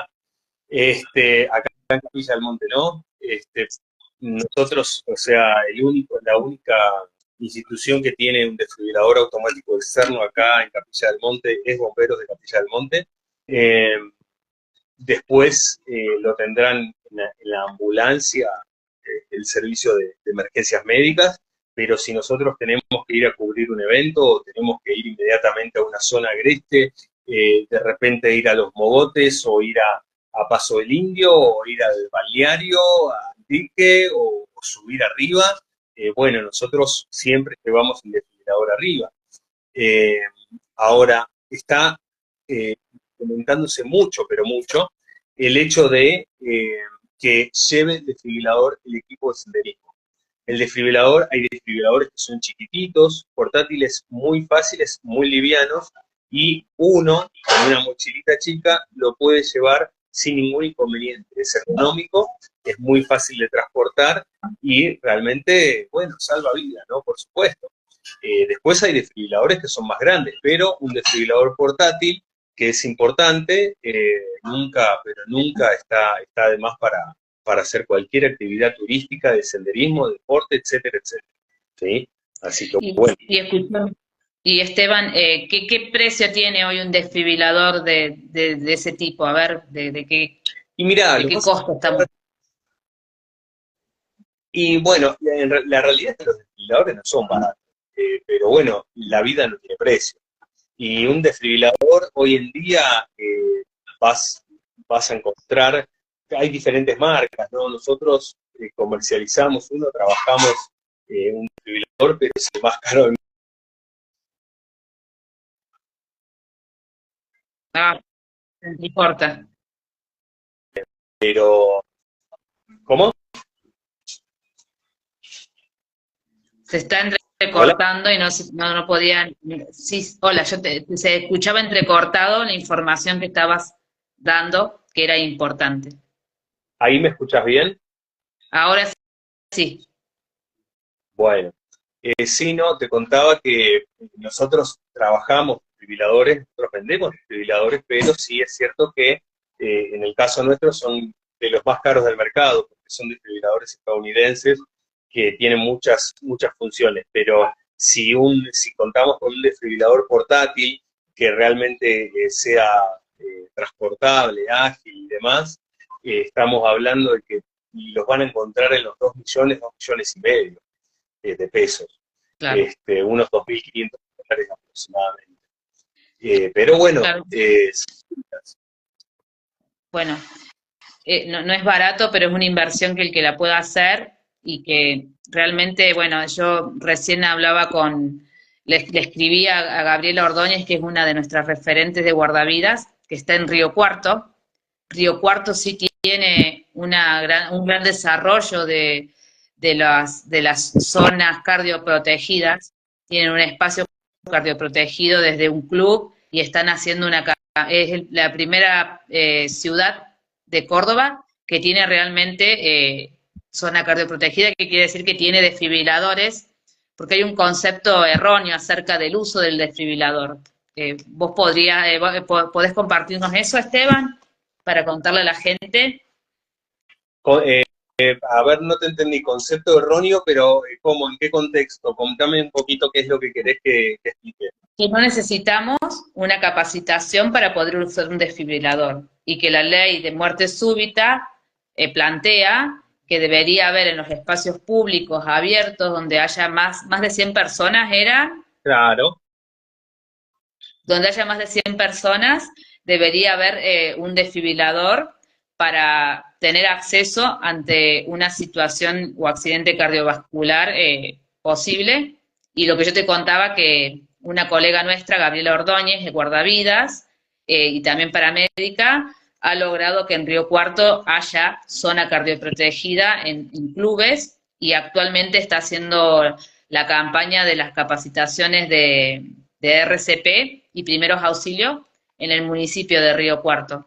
Es una amiga también y bueno, ya le formé hace poquito. Mira, Demian me cuenta que en Cura Brochero, en el parque acuático, los serranitos tienen desfibrilador. Bien, bueno, Punilla, cómo estamos y el uso del desfibrilador, ¿qué implica? Claro, no, totalmente. A ver, cuando hablamos de zona cardioprotegida, no es solamente tener un desfibrilador, porque la realidad es que hay otras cuestiones que son partícipes a la zona cardioprotegida. La zona Totalmente. cardioprotegida tiene que tener, aparte del desfibrilador, personal capacitado para utilizar el desfibrilador. ¿Sí? No es que, bueno, tenemos el desfibrilador, cualquiera lo puede usar. No, la realidad es que hay que capacitarse. Y no solamente tener personal capacitado, sino personal para capacitar, ¿sí? Que pueda brindar la capacitación del desfibrilador. Entonces, aparte la zona cardioprotegida tiene que tener comunicación ¿sí? Comunicación con el servicio de emergencias médicas, motivo por el cual, por lógica, que más allá de usar el desfibrilador, nosotros vamos a necesitar al servicio de emergencias médicas, ¿sí? Entonces, bueno, sí es importante que tengamos que tener en cuenta estos aspectos. La ley, ni más ni menos, lo que dice es que todas aquellas zonas de concurrencia de público masivo que superen las 100 personas deben contar con un desfibrilador cada tantos metros cuadrados, no recuerdo bien cuántos, pero cada tantos metros cuadrados debe haber un desfibrilador. El mínimo son 100 personas. Pero independientemente de eso, hay un desconocimiento y también una negligencia de que no se implementa la ley. Lo que pasa es que somos hijos del rigor, hasta que no pasan las cosas, no las implementamos. Y bueno, van a tener que pasar para que nosotros podamos llegar a implementarlas, ¿no? Eso es cierto y bueno, hay que tenerlo en Sí, cuenta, ¿no? y es importante esto que decías vos, el tema de saber, de tener gente capacitada y capacitadores, ¿no es cierto? En esos espacios. Es todo un proceso para lograr esos espacios. Mira, ahí Demian me cuenta que ellos hacen capacitaciones al personal del parque y hacen las capacitaciones para los turistas en enero y otra en febrero. Bueno, eso habla de una campaña de concientización y de educación acerca de la importancia de la RCP y de los primeros auxilios, que es lo que nos estaría faltando y mucho, creo, acá en la zona de Punilla. ¿Vos tenés alguna estadística? ¿Ustedes desde bomberos tienen alguna estadística de más o menos cuántas muertes súbitas y accidentes cardiovasculares que podrían prevenirse tenemos estos últimos años? ¿Hay algún registro? Sí, nosotros tenemos un registro de los paros cardiorrespiratorios que se han suscitado en el último año. No lo tengo acá, te lo debo, pero Bueno, te lo puedo conseguir. Está en el cuartel, pero sí es cierto que llevamos ese tipo de estadísticas y más allá de eso, nosotros desde el cuartel, por supuesto que hacemos capacitaciones a toda la institución que lo solicite, ¿no? Por supuesto. Pero la verdad que sí es cierto que tratamos en lo posible de exponer los números. Exponer los números no quiere decir que seamos morbosos. Exponer los números quiere decir que tenemos que mostrar la realidad de lo que pasa para que la gente tome conciencia realmente de lo que puede suceder. Y lo que exponemos también es las veces que salvamos una vida. Nosotros, por ejemplo, hace, creo que fue un mes y medio atrás, 2 meses atrás, no más de eso, tuvo un hombre un paro cardiorrespiratorio ahí por el barrio La Toma. Llegó la unidad nuestra, inmediatamente le pusimos el desfibrilador, analizamos la secuencia, la frecuencia, nos dio un ritmo desfibrillable, aplicamos la descarga, comenzamos RCP y salió sin ningún inconveniente, y después fue monitoreado como corresponde en el hospital. Recuerdo que, bueno, nada, llevaron las felicitaciones del hospital de Córdoba, el nuestro también acá, porque bueno, se salvó una vida. eso. Y es simple, es más fácil utilizar el desfibrilador. Pero bueno, hay que tomar conocimiento y usarlo, ¿no?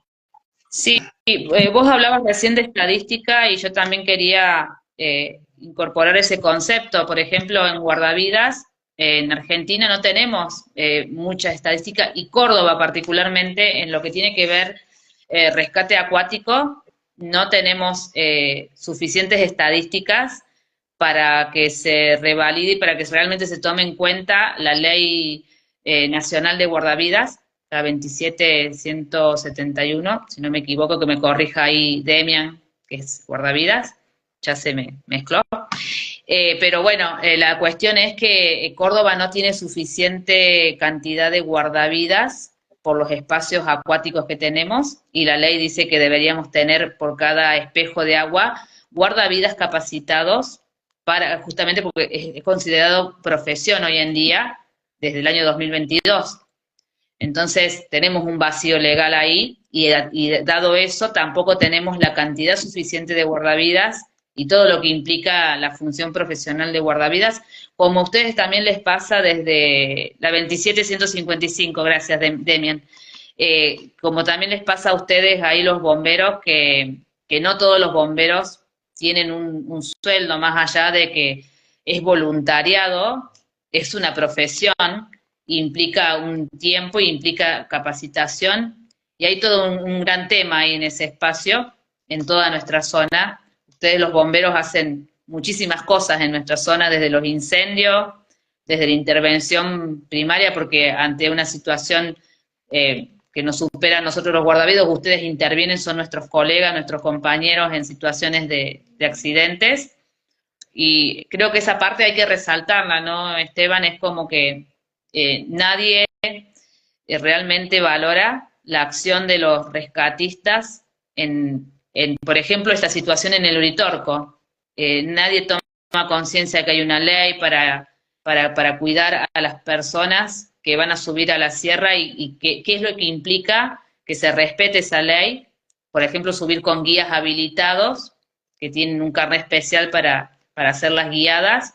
Más allá que hay que pagarles o no, es una cuestión que se cuestiona esa situación económica como si fuera un inconveniente, pero la realidad que eso te garantiza la intervención inmediata, y vos desde tu experiencia, ¿qué nos podés compartir? Me interesa mucho eso para que tome conciencia la población y la gente que a esta hora está escuchándonos, lo cual agradezco un montón que les interese y nos gustaría que fueran mucho más.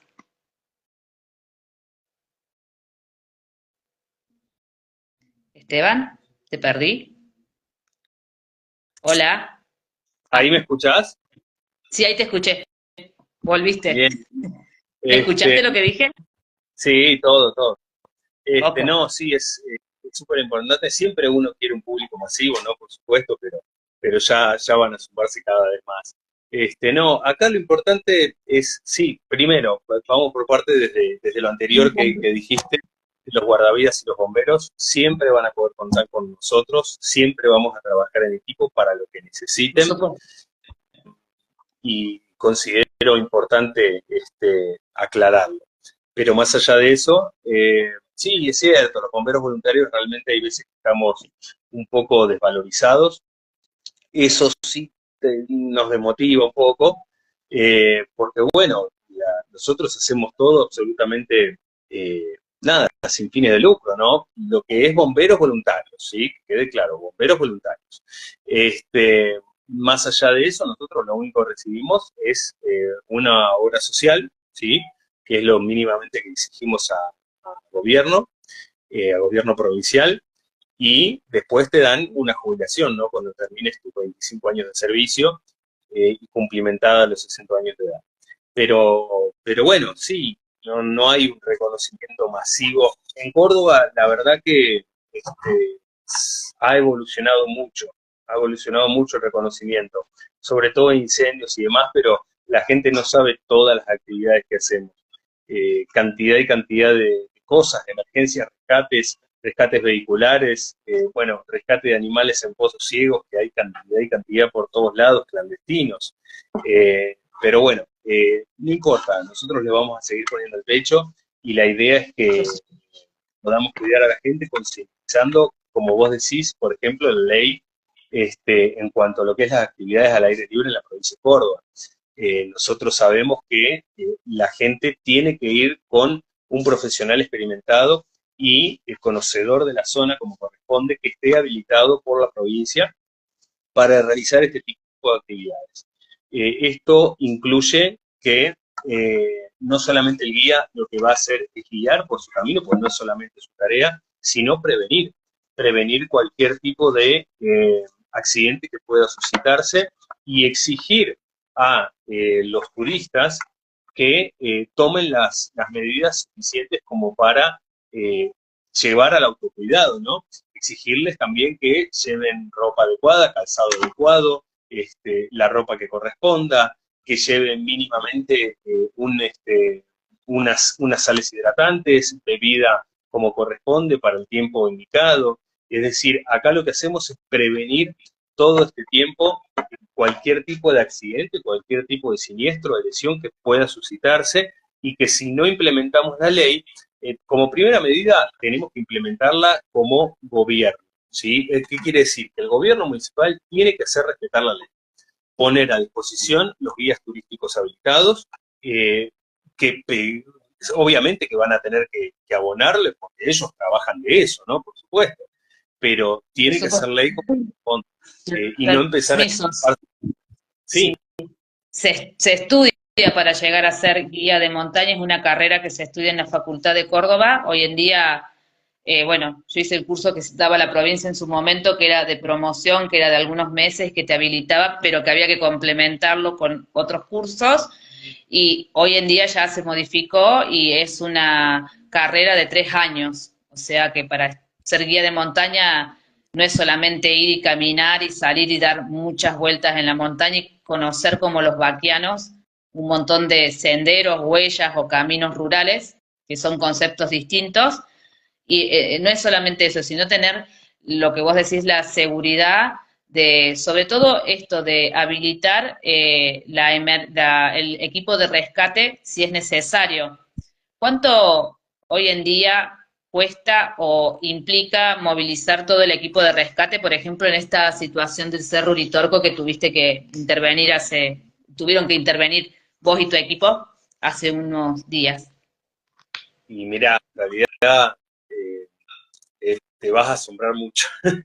Eh, Te van a asombrar mucho, por eso te estoy tratando de llevar a ese lugar porque necesito que la gente tome conciencia de lo que implica que vos salgas a correr solo o que hagas maniobras extrañas o no seguras en la sierra o en el monte y qué es lo que sucede cuando eso pasa. claro.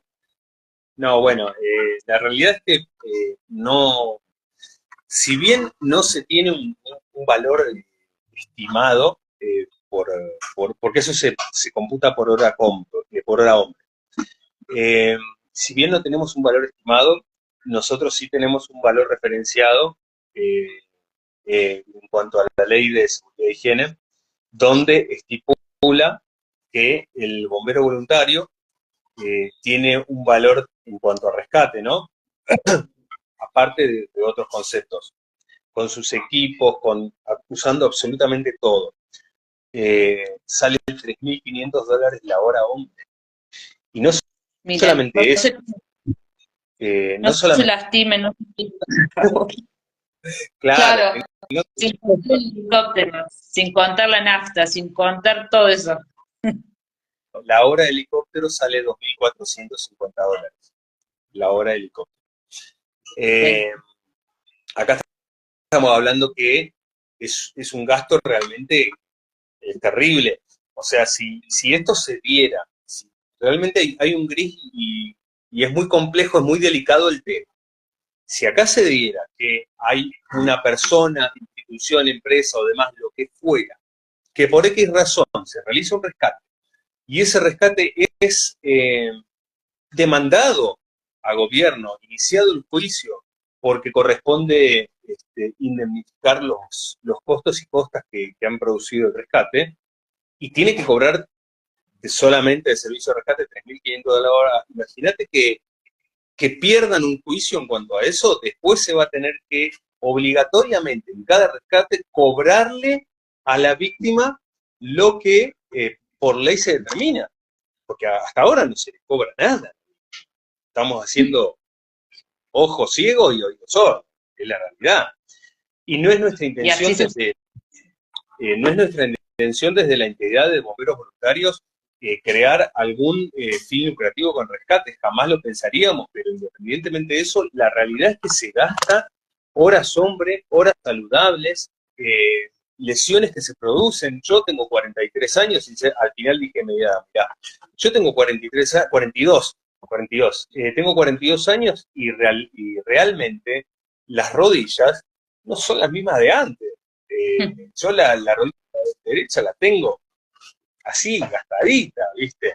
Y la rodilla izquierda me está empezando a molestar. Un bombero voluntario hoy en sierra y a los 40, 42 años ya tiene un desgaste medio complicado. Por eso es que empezamos a utilizar los chicos que entran ahora, que tienen 18, 20, 22 años, y que sea carne fresca, y bueno, chicos, hagan punta y después nosotros vamos tranquilos atrás, pero el bombero voluntario en la sierra tiene un desgaste físico terrible, y eso se traslada a horas hombre, a dinero también, porque es un desgaste de vida que hoy, lamentablemente, no estoy mezclando la vida con el dinero, pero el dinero hoy es energía, es lo que nos mueve. Si la realidad es así, es la posibilidad que tengo yo de ir a un médico, es la posibilidad que me hagan unos análisis, es la posibilidad de poder comprarme la medicación esa para que mi cuerpo esté sano. Pero todo gira en torno al dinero. Por eso es que se basa tanto en la hora hombre del mercado. Así que Claro. guarda, no sé. No, no, yo creo que se entendió perfectamente y también nosotros desde el área de guardavidas también tenemos un desgaste muy grande, no es que estamos mirando a la gente y no hacemos nada y que intervenimos solamente cuando pasa alguna situación particular, pero bueno, está Demian por acá que ellos están allá en la zona de Mina Clavero y Tras la Sierra y es muchísima la cantidad de muertes que se producen porque las personas se tiran de las piedras con la altura que tienen. Bueno, todo un tema eso, la falta de cultura que tenemos, más allá de lo divertido y el tiempo libre y el ocio. Hay gente como nosotros que estamos para cuidar y como ustedes los bomberos que realmente hacen muchísimo trabajo porque se meten por adentro de la sierra, en los incendios, todo el tipo de rescate, o sea, siempre los bomberos son los que están son multidiversos y más por la geografía que tenemos. Y esto que decís vos, el desgaste corporal que tienen ustedes, llega un momento que por más que te cuides, por más que entrenes, porque aparte ustedes tienen una vida, trabajan de otra cosa, entonces no se puede sostener. Básicamente, esta charla apuntaba a que tomemos conciencia y que cuidemos nuestra sierra. Hoy justo salió, viste, la ley de que habilitaban la caza de pumas, ñandúes, no sé si tenés alguna información que nos puedas A ver, compartir. Leí no, algo, pero sí, no, la verdad que por el momento no, hablamos mucho del cuartel de eso.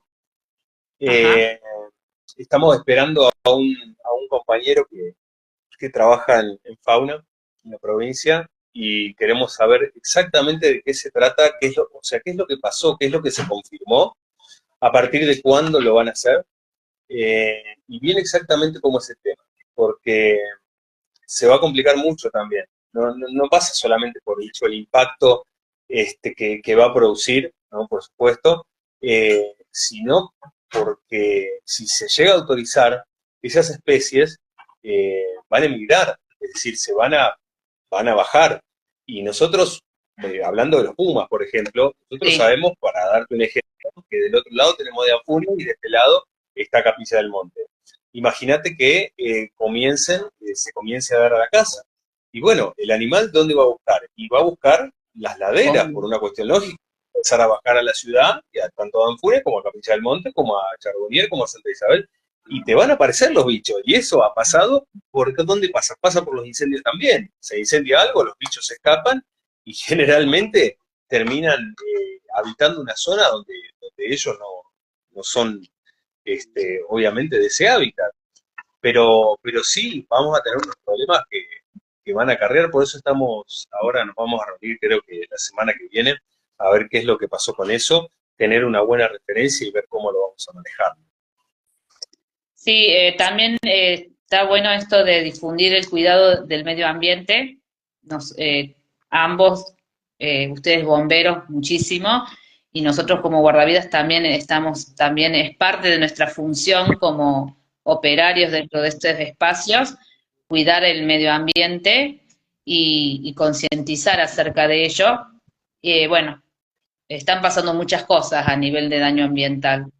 Vamos a ver qué sucede con esto y obviamente que tenés el espacio abierto con bomberos y compañeros que estaría bueno más adelante hablar acerca de también de la práctica de deportes al aire libre, implica el cuidado del espacio ambiental en el que nos movilicemos. Estaría también bueno eso. Me parece que es importante y es parte de culturizar a la población acerca de que la actividad física no es solamente movernos, llevar un grupo, realizar actividades, el tema de los elementos de seguridad, bueno, desde el trekking y desde el trail tenemos que tener en cuenta algunos elementos.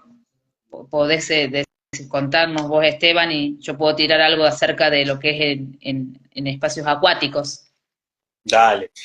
Sí, sí, obviamente, en realidad lo que es la parte de zona agreste, eh, si bien el elemento de seguridad más eficaz es la prevención, ¿no? Por supuesto. Por Pero siempre.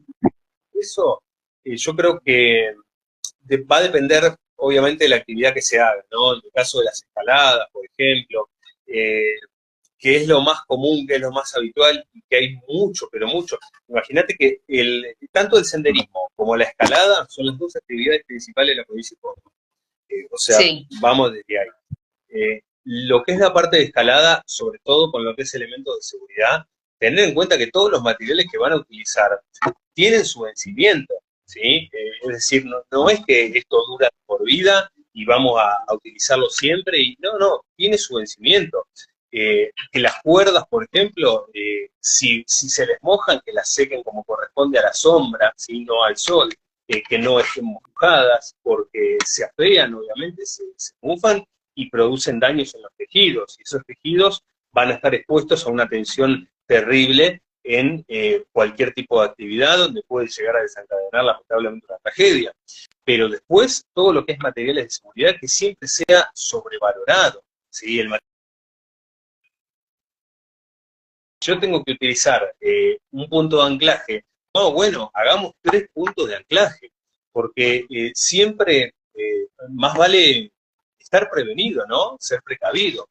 Y que todos los materiales estén como corresponde, al día, en condiciones, guardarlos en condiciones, usarlos como corresponde y después volver a guardarlos haciendo un buen parque de materiales, identificando qué material se usó, qué no, y ponerlos en condiciones como corresponde. Es decir, tiene que haber un uniforme en los materiales de seguridad, los arneses, los cascos, que todo realmente esté apto para su utilización. Revisarlos, revisar que no haya ningún tipo de rajadura, que no haya habido ningún golpe. Ese golpe, bueno, a ver, si se me golpeó el casco, listo, vamos a revisarlo. Se me golpeó un mosquetón, bueno, vamos a ver qué tan fuerte fue el golpe para poder hacer una prueba de repente. Bueno, pero no. Si yo veo que un mosquetón de repente me hizo una fuerza innecesaria, un golpe, una caída libre, tuvo un golpe y quizás se me cayó de una altura grande, bueno, no nos arriesguemos, utilicemos el mosquetón. ¿Sí? La vida está primero y tenemos que tener en cuenta que estos materiales de seguridad tienen que estar a día también. ¿Sí? Así que bueno, eso es un poquito lo que es tomar conciencia también de lo que vamos a utilizar en nuestro cuerpo, en nuestra vida, en nuestra actividad, para que sea lo más segura y entretenida posible. espectacular, Esteban. Bueno, entre la conexión y todo el tema que es súper apasionante, gracias a la gente que se quedó. También sí, Sergio me dice que Gaby capacita todos los viernes, un viernes al mes en Río Cuarto está la capacitación de primeros auxilios que da el municipio y que te habilita con el carnet. Así que eso también está bueno saberlo. Qué bueno. Y agradecerle, ¿viste? Sí, que tiene que ver con todo la organización de tener estos espacios cardiovasculares, cardioprotegidos, legales, o sea, como bien organizados, ¿no? Eso es lo que sucede cuando ya está habilitado. Bueno, agradecerte tu tiempo, agradecerle a la gente que estuvo en la charla, esperamos que sea sumativo para que podamos cada vez cuidarnos más y entender que la actividad física no es solamente entrenar, que nuestro cuerpo da indicadores y que estemos atentos a ellos y que aprendamos a conocerlos. Bueno, vos, Esteban, ¿querés aportar algo más? No, ¿Compartir algo más? simplemente agradecerles a los presentes por haberse quedado, por hacer el aguante, porque realmente creo que si hubiese sido aburrido se hubiesen ido, pero Claro. la verdad que y eso es muy importante, que te sigan porque realmente haces muy bien para todos, para el deporte, para la salud, sos una persona que realmente se pone en la piel del deportista, y bueno, nada, tus actividades, al ser también guardavidas, realmente es algo muy, muy noble, algo que realmente nosotros como bomberos reconocemos muchísimo, porque es también arriesgar la vida por el otro y no hay amor más grande que ese. Y bueno, simplemente agradecerte por la invitación y que sepas que contás conmigo y que los presentes también para lo que necesiten y estar siempre a disposición para ellos, ¿no? Sí, por supuesto, y contarles que también Esteban tiene su espacio de capacitaciones, ¿cómo se llamaba? Y en el MER es, y en el MER no me sale el nombre porque siempre me parece que es una E primero. Sí, Ahí no, lo voy a poner igual para que lo tengan. arroba capacitaciones sin embargo. Bueno, ahí lo voy a poner para que lo tengan porque hace capacitaciones online en todo el país y también para poblaciones especiales, lo que hablábamos en un principio, que queda para otro momento. Ahora te comprometo, Dale, ahora sonaste, aún es mejor señal y podemos, bueno, creo que la gente nos dijo que se veían bien los dos, así que quizás somos nosotros, ¿no? Esta cosa virtual, este espacio virtual nos ha abierto un nuevo lugar para poder educar y acompañar.